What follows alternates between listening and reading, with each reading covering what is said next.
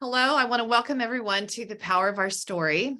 We are a place of safety for our protectors to process the journey with others that get it. And we do this by storytelling as stories connect us. Please don't spend years suffering in silence. You can reach out to us at the Power of Our Story and meet our amazing community that cares about you and understands.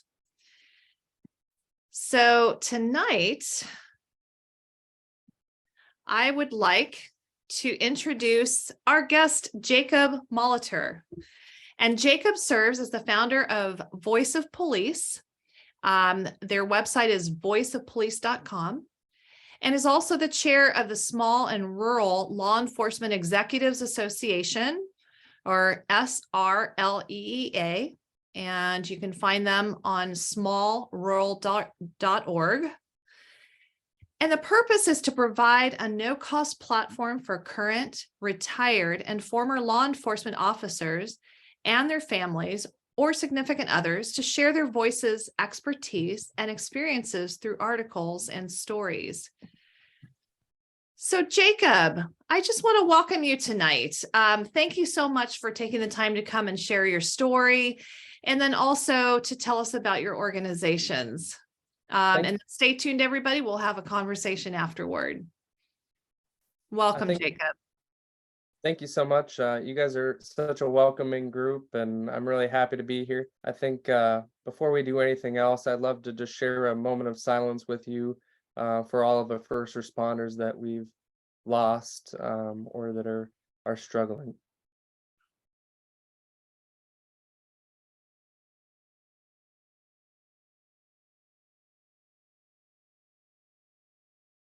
Thank you. And thank you to all of you for everything that you do and the role that you play in society. And I'm happy to know you. First and foremost, I'm a dad of two kids, a 5-year-old girl named Olivia and a 2-year-old boy named Owen. And I have a beautiful wife of 9 years, and everything fell into place for me. And I'm very fortunate. I'm no means a perfect life, but I do the very best I can. My journey started in high school when I decided between being a gym teacher, a welder, a police officer, and chose the police officer path. And I went to college, and the only reason I did that is because it was required in the state of Minnesota, the land of 10,000 lakes, where I'm from. And I really looked up to a family member who was a police officer, and I rode along a ton, over 600 hours, getting to the point where I could be hired, but I ended up getting hired in the police department because I was only 20 years old. So I went to college, got my bachelor's degree, which I never imagined I would.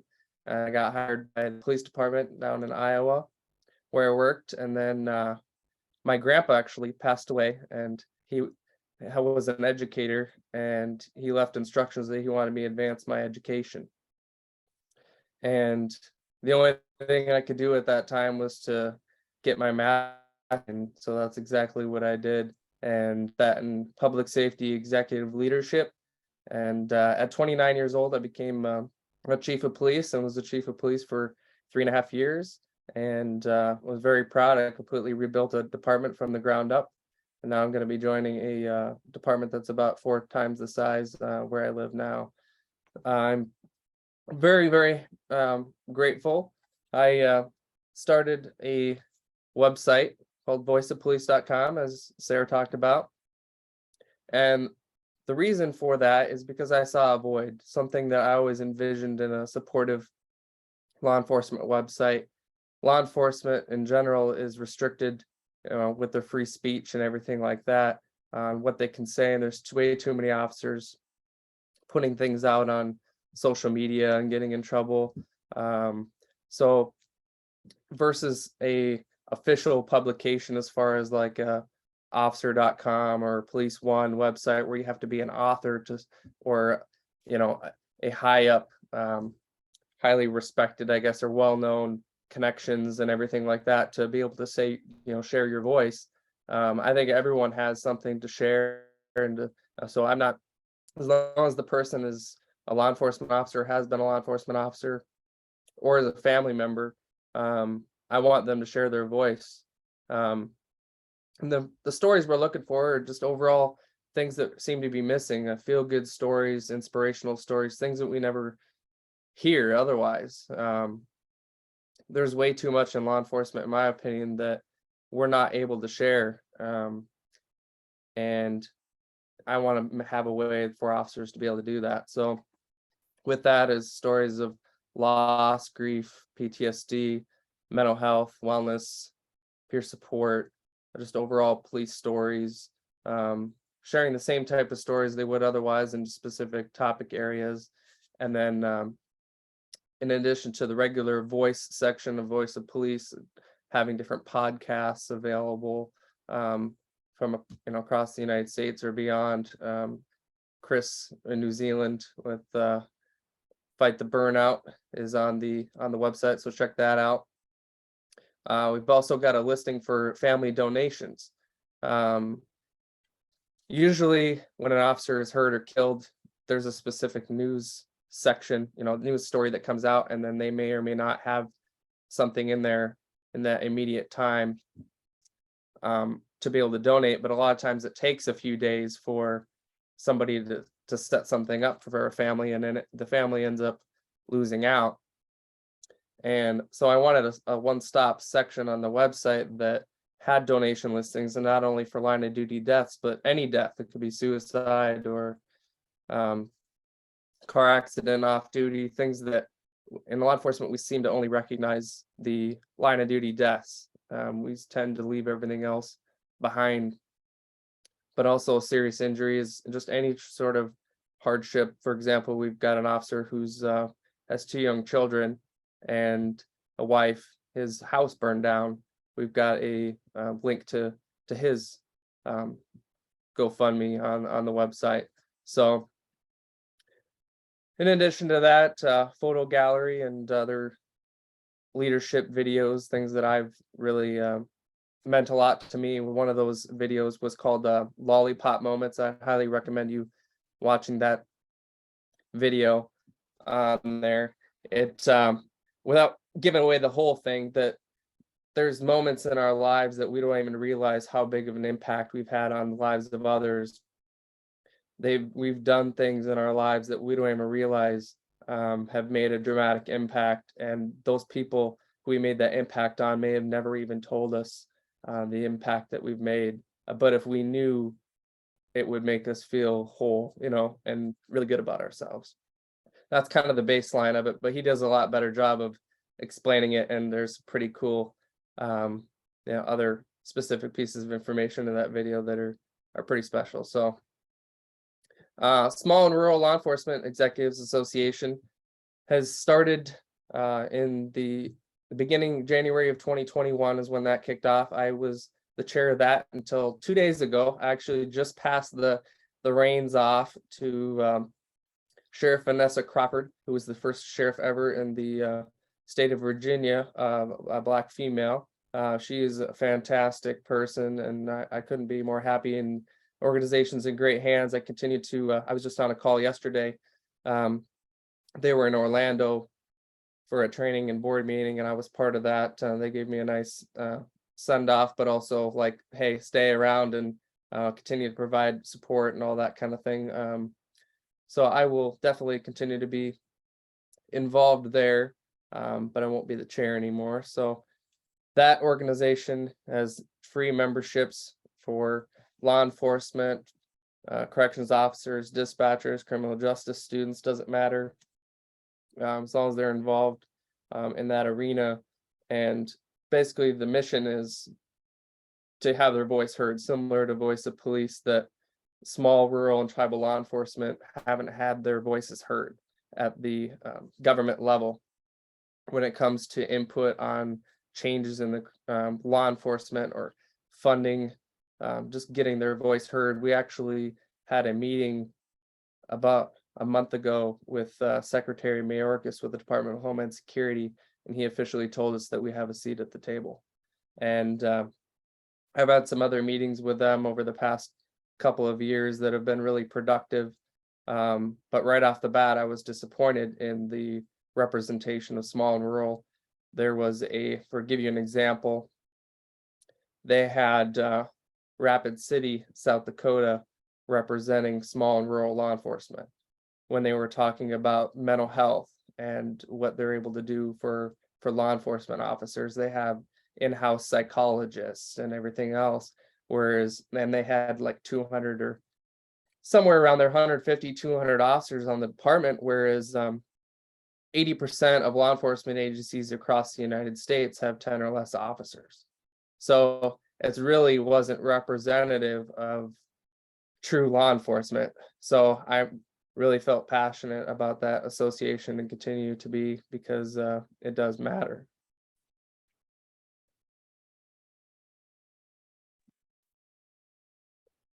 Well, Jacob, thank you for sharing. That sounds like such a supportive group that you've built. I mean, just in so many different angles.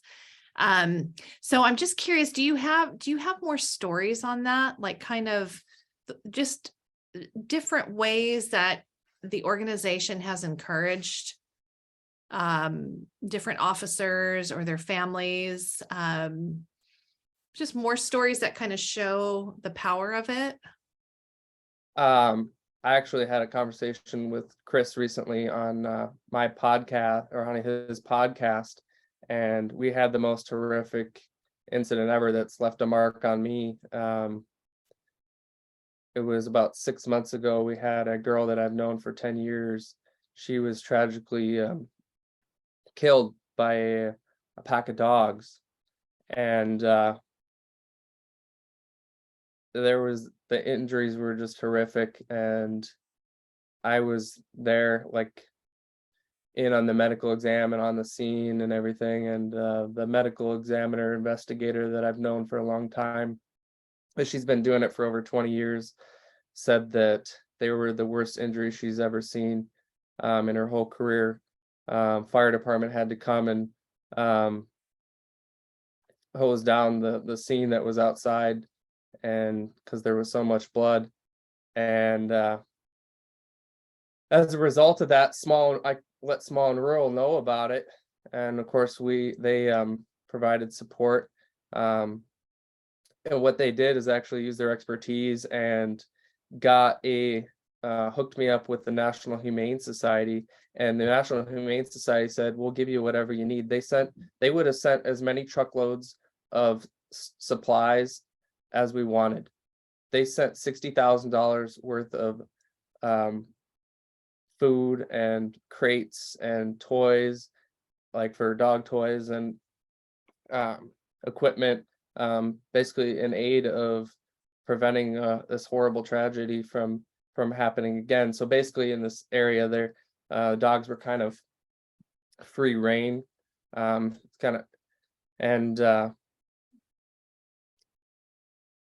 so I guess that's one way that small and rural has really helped me, is just being there for me. And I've also, of course, been there for them as well, but it's been a give and take. And that's why I'd recommend anybody to, be involved, whether it's, this organization here, Power of the Story, or any association, just a network of people that you can count on, because none of us can, do it alone. We've all got different struggles and or go through harder, better or worse times at various times in our lives. And but yeah, that incident was the hardest one I've had in my career, for sure. That sounds awful. I just cannot imagine. But I'm glad that there is support there, and that, I know it makes all the difference, doesn't it? We talk about that a lot on these groups. There's one thing about going through a traumatic event, but really how the next step in how it's handled can really make all the difference between somebody developing PTS and somebody being able to, get back on their feet and heal well, not saying it's easier, it's tomorrow.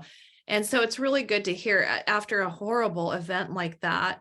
It sounds like you had really positive, healthy support. Is that right? Absolutely.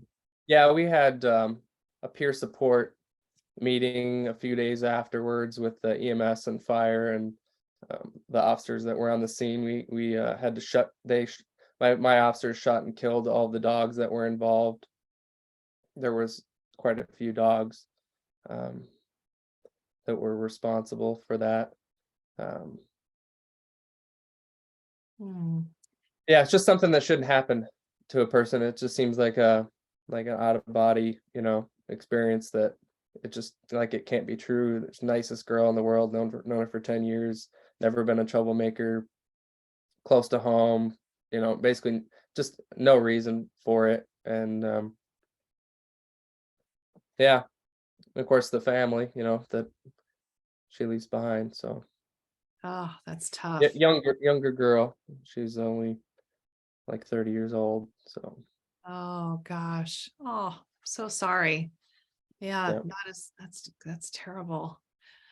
Well, I'll tell you what, I will go ahead and open it up to everybody now. Does anybody have any comments or questions? Janet does. Thanks, Janet. Hi, Jacob. I'm probably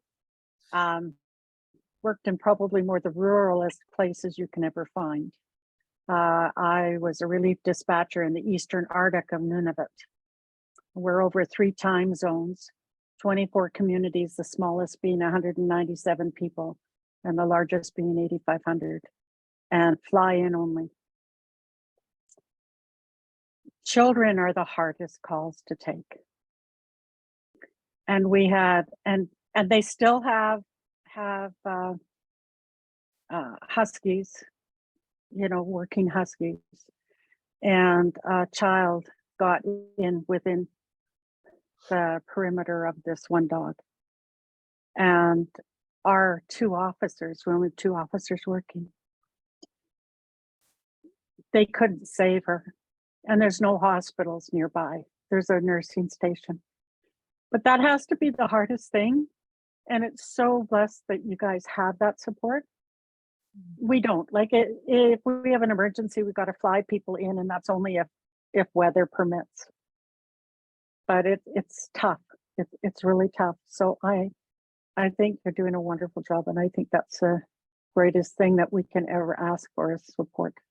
So just wanted to share that. Yeah, thank you. Yeah, it's definitely needed, isn't it? Just more examples of like both of your organizations, Jacob, that you've been connected to and that you're the, founder of, and just these groups of support. I mean, probably more now than ever, just with kind of the way the culture is right now, to have these groups of support. It's just so good to hear. And the fact that you're an example, your groups are an example of what other people can do and how they're working. So thank you, Janet. That was a good share. Chaplain Todd. Sometimes I see chaplain and I think captain. So I guess either way would work, right? Yeah. Brother, you and I are going to have to talk. One of the things I see that you were here in Iowa for a while. Yeah. One of the things that I'm trying to get started is bringing chaplaincy and peer support services to some of the rural counties around Iowa. Here in central Iowa, around the Des Moines area, most of the agencies are at least starting to get workable peer support groups and have chaplains on staff. But I'm sure you're well aware that a lot of the rural agencies, both in law enforcement and fire service, are seriously lacking for that kind of support. They just don't have the resources. And so as soon as you started talking, I got on the small and rural website. But I think your organization, might be a great resource for me to even try and get maybe some of these rural departments to become a part of the organization, and maybe to work toward achieving this goal of trying to bring the chaplaincy out into some of these rural areas. I don't know if they still have any grants available, but Small and Rural got a grant, and we had the service called National Emergency Response, I want to say, and Preparedness. Basically it's a website you go onto.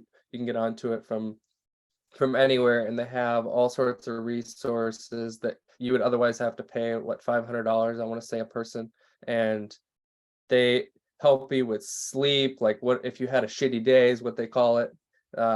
Basically all sorts of every category of mental health and wellness that you can think of, they've got a section for it.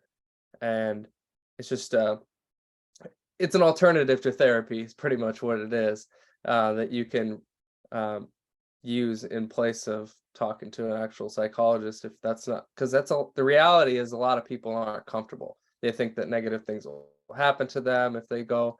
So to me, it was kind of like, it's a supplement. Hopefully, if somebody is in need, that they will go to a psychologist. But if nothing else, they have something, and something is better than nothing. Yeah, I'd like to see if I could hook you up with a guy named Barry Young. He has an organization called Serving Heroes. He's the chaplain of the Independence, Missouri Police Department, and his organization travels all over the country, providing chaplain and peer support training. And it's incredibly affordable. It's not like going out and getting training from the SCM organization, where you're paying $2,500 to go get training. I've taken several of his first responder chaplain and peer support trainings. He will actually go out, if you have a group of agencies that can get together, he'll come out, and schedule training, and the cost is really reasonable, and the classes are amazing. What you were talking about there with getting people the help they need, I think that's why I think peer support is absolutely so critical. As someone who is a first responder and is a chaplain, I think that peer support is the most critical piece of the process of getting first responders the help they need, because it's a matter of trust. It's a matter of, I know that when I was going through, the worst of what I was going through, there was no way I was going to talk to somebody who wasn't also a first responder. Mm-hmm. Number one, I wasn't going to trust them. Sometimes you have a hard enough time trusting people within that circle. And besides that, I felt like I didn't want to inflict my experiences on somebody who didn't have that level of understanding, who hadn't at least, had some similar experiences. And that's why peer support is so critical. And, I'm not a clinician, but I've been through what these men and women have been through. And I know for a fact that getting professional clinical help works.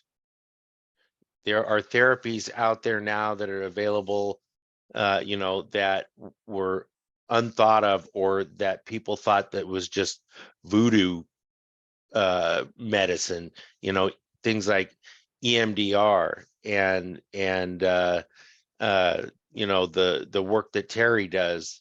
You know, 10 years ago, nobody thought that that was a serious way to treat trauma. And now it's becoming more and more accepted, but cops and firefighters and dispatchers and corrections officers, you know, they still have that lack of trust of anybody outside the circle. And if we can connect with those people and let them know that there's a way out, then, you know, they're much more likely to get the help they need. So, man, I think the work that you're doing is just absolutely awesome. I'm gonna message you, and I'd really like to learn more about small and rural, and how maybe you know, that can be a help to me in bringing chaplaincy and peer support to some of the rural communities here in Iowa. Well, thank you so much. I'm looking forward to what you're gonna contribute. I mean, it's a team effort. Amen to that. Oh, that's wonderful. Thank you. Paul.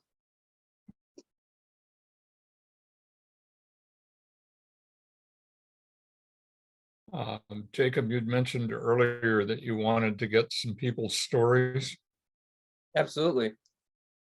I would recommend that you read a book written by Chris Hoyer, Okay. When That Moment Comes. And you will have more stories than you'll know what to do with. Because this is a guy who just got slammed into infinity.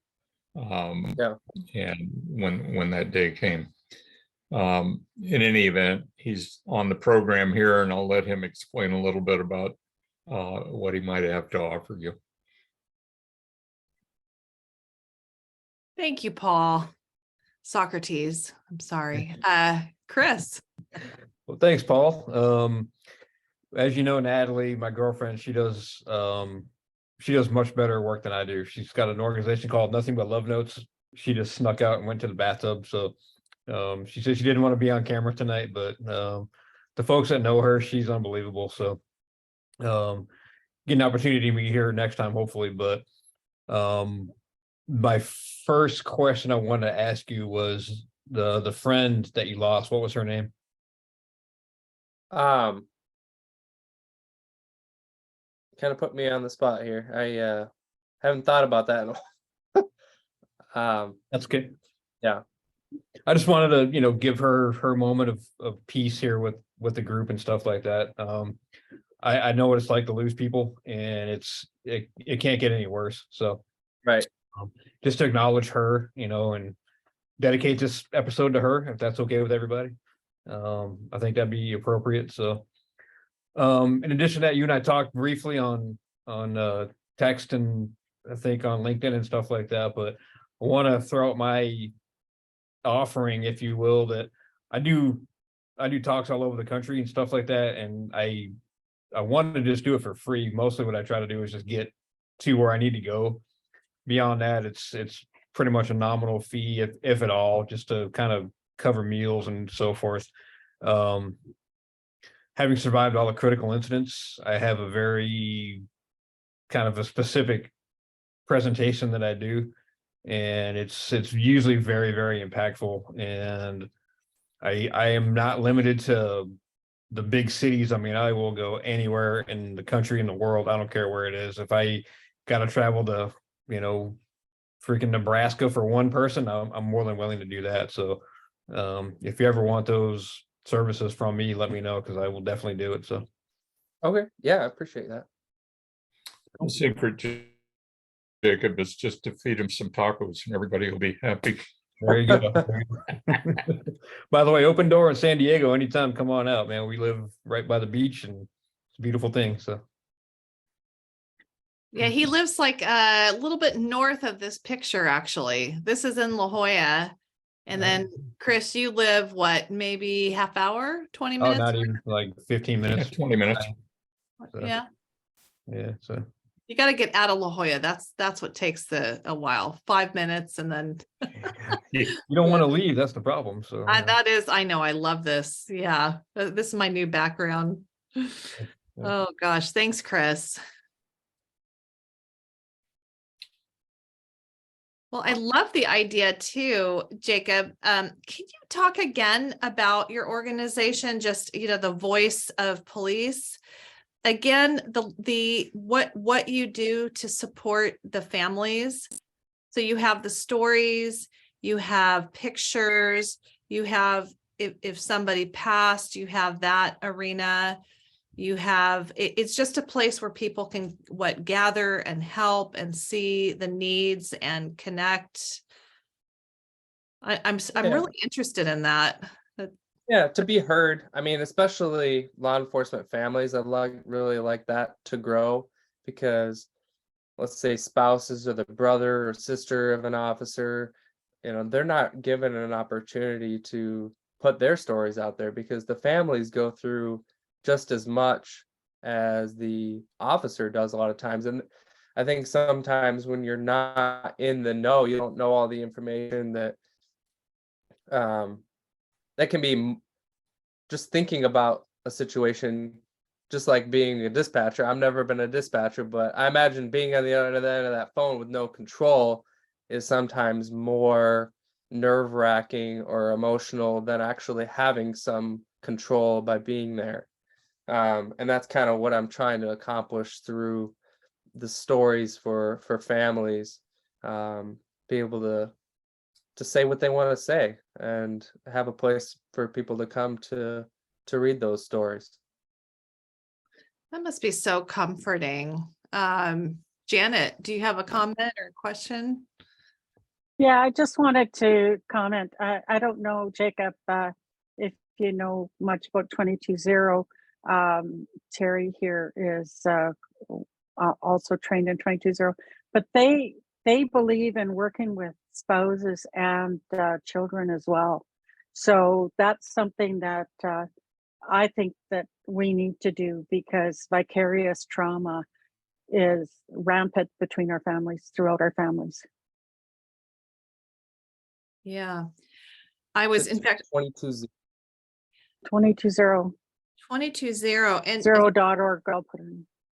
It's 220.org. It's a nonprofit. And what we do is we help first responders, vets, heal from post-traumatic stress. It's no longer a life sentence disorder. So it's based on the neurolinguistics. And they also work with civilians. It's a free service for first responders and veterans. It's a discounted service for family of, and it's all a donation to the nonprofit. So, and then obviously civilians that don't have any relation to first responders or vets, that it's a different price for them. But it is all about healing them and helping them go forward, dealing with anxiety, all that stuff. It's a whole process. The trauma resiliency protocol and emotional management process. yeah. Yeah, Lisa's going, yes. I did that process. I did that Me too. process. Oh man, he said I was dying. I was really wondering if I was going to make it. My diagnosis is chronic PTSD with major depressive disorder recurrent, and like Sarah says, we all need the support. And Jacob, like you said, you can't do it alone. It's too crushing. But I did the 220, and I'm still in awe. I did CBT for 20 years and it helped, but not like this. And I just feel like I had so much trauma in my brain that my brain needs help, not the CBT. Medications are great, but for me, kind of like a Band-Aid. Because they help with symptoms, but I don't know. One thing I want to introduce on that note, anybody who so there's this, you guys may know him. His name is Dr. Daniel Amen. And he has Amen clinics. Anyway, if you go on his website, he has all kinds of SPECT scans of different brains, that suffer from different things like OCD, addiction, depression, PTSD. And it just, at least for me, it helped me to see what's going on in my brain versus like a healthy brain. Because sometimes I'm hard on myself and I think, oh, you got to buck up, but it's not always that. It's PTSD is a beast. And anyway, so yeah, go 220. Dr. Pam just got promoted to executive director. And anyone who has a chance, I forgot to tell you guys, my best friend was a World War II veteran, and I lost her in 2019. That's another reason why I'm here, is because of her. So anyway, yeah, go 220. It was amazing. We, Lisa and I, we had met at a Survivors of Suicide Loss event. And then we had exchanged phone numbers, and